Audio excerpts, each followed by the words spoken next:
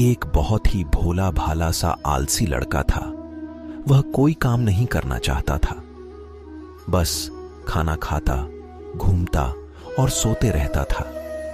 एक दिन उसे किसी ने बताया कि एक आश्रम है जहां पर कुछ नहीं करना पड़ता है और हर दिन 2 समय का खाना और नाश्ता मिलता है, तुम वहां जाकर के रहो। उस आलसी लड़के ने सोचा कि ये तो बहुत ही बढ़िया है और वह उस आश्रम में जाकर रहने को सोचा। और फिर वह भोला भाला आलसी लड़का अपना सारा सांसारिक जीवन छोड़कर उस आश्रम में जाकर रहने लगा। आश्रम में गुरुजी रहते थे। वह कुछ समय सबको प्रवचन देते हैं। वह आलसी लड़का सुनता था, बाकी समय आराम करता था और फिर भर पेट खाना खाकर सो जाता था। ऐसे ही उस लड़के का दिन गुजरता गया। एक दिन उस आश्रम में कुछ भी नहीं बना। नाश्ते के समय नाश्ता नहीं मिला। उसने सोचा नाश्ता नहीं मिला, भोजन तो मिलेगा। अब भोजन के समय भी उसे भोजन नहीं मिला। लड़का दौड़ करके गुरुजी के पास गया और उसने पूछा कि आज भोजन क्यों नहीं बना। गुरुजी ने कहा कि बेटा, आज एकादशी है और जितने भी आश्रम के सदस्य हैं उनका उपवास है और तुम्हारा भी आज उपवास है। आज भोजन नहीं बनेगा। वह लड़का आलसी था और उसे भूख भी बहुत लगता था। उसने गुरुजी से बोला कि मैं उपवास नहीं रहूंगा, मुझे भूख लगी है, मैं खाना खाऊंगा।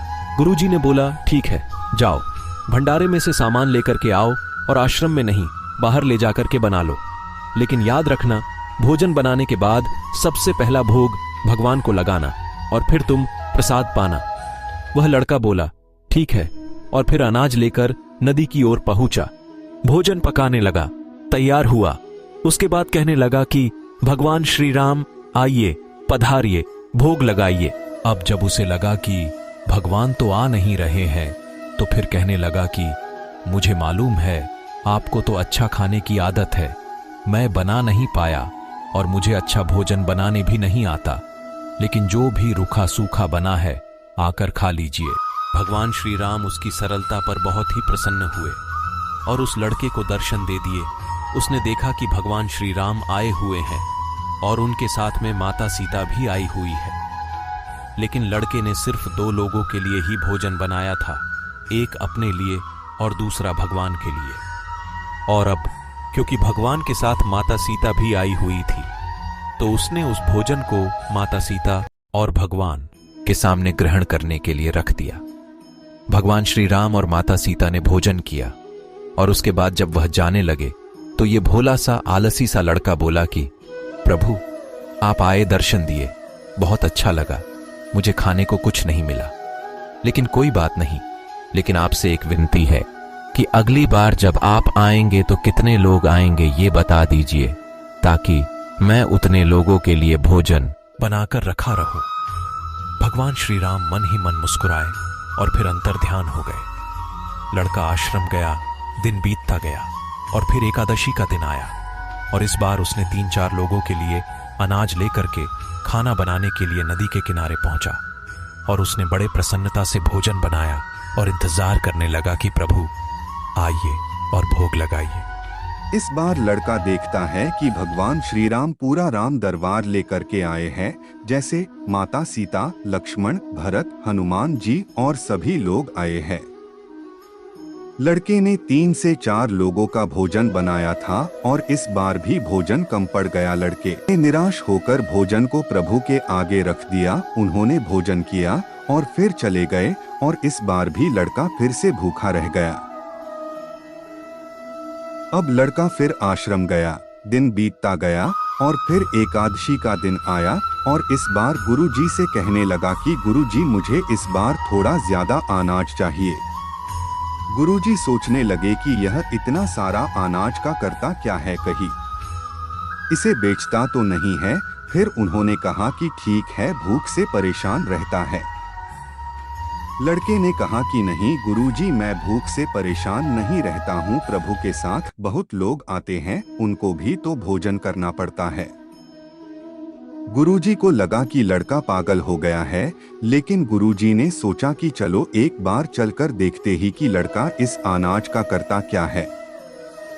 वह भोला सा लड़का अनाज लेकर के नदी के किनारे पहुंचा और इस बार भोजन बनाया नहीं उसने।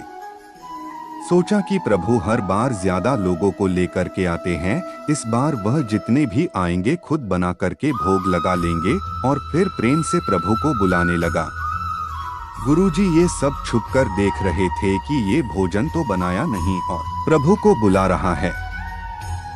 लेकिन लड़के ने देखा कि इस बार प्रभु के साथ बहुत से लोग आए हुए हैं, तो उसने प्रभु के सामने हाथ जोड़ करके कहा कि प्रभु माफ करना, आप बहुत सारे लोग आते हो, मुझे संख्या पता नहीं होती है और मेरी हिम्मत भी नहीं होती है कि इतने सारे लोगों के लिए भोजन बनाऊं। आप स्वयं आइए, बनाइए, खाइए और भोग लगाइए। प्रभु मुस्कुराते हैं और अपने साथ आए सभी लोगों के साथ मिल करके भोजन बनाते हैं। गुरुजी ये सब छुप करके देखते हैं और फिर लड़के के पास आकर के कहते हैं कि तुम ये कर क्या रहे हो। लड़का कहता है कि गुरुजी आपको दिख नहीं रहा है कि भगवान श्री राम पधार चुके हैं, माँ सीता आई हुई है, हनुमान जी आए हैं और भी सभी लोग आए हुए हैं, भोजन बन रहा है। गुरुजी ने बोला कि पागल हो गया है, मुझे तो कोई दिख नहीं रहा है। लड़का गुस्सा हो गया और बोला प्रभु आप ये क्या कर रहे हो, एक तो मुझे भूखा रखा है और गुरुजी को दर्शन नहीं दे रहे हो, जो मुझे पागल समझ रहे हैं, कृपा करके गुरुजी को दिख जाओ। भगवान बोले नहीं, मैं इन्हें नहीं दिख सकता। लड़का बोला क्यों नहीं दिख सकते, मेरे गुरुजी तो बहुत महान है, बहुत बड़े ज्ञानी और ज्ञाता है। भगवान बोले हाँ ज्ञानी और ज्ञाता होंगे, लेकिन तुम्हारी तरह सरल नहीं है। जो सरलता तुम में है वो तुम्हारे गुरुजी में नहीं है। लड़के ने ये बात गुरुजी से कह दी कि भगवान श्री राम कह रहे हैं कि आप में सरलता नहीं है, आप मेरी तरह सरल नहीं है, इसलिए आपको नहीं दिख सकते। गुरुजी की आंखें नम हो गई और रोने लगे कि और बोले कि बिल्कुल सही कहा, मेरे अंदर तुम्हारे जितना सरलता नहीं है, और फिर माफी मांगने लगे। फिर भगवान ने गुरुजी को भी दर्शन दिए। ये कहानी हमें सिखाती है कि जीवन में सरलता सबसे आवश्यक है, जितने सरल बने रहेंगे उतना जीवन में आगे बढ़ते चले जाएंगे। जब आप सरल होते हैं तो आप खुद भी मुस्कुराते हैं और दूसरों को भी मुस्कुराने की वजह देते हैं। आप बहुत अच्छे से समझ गए होंगे कि सरलता जीवन में कितनी निर्भर रखती है।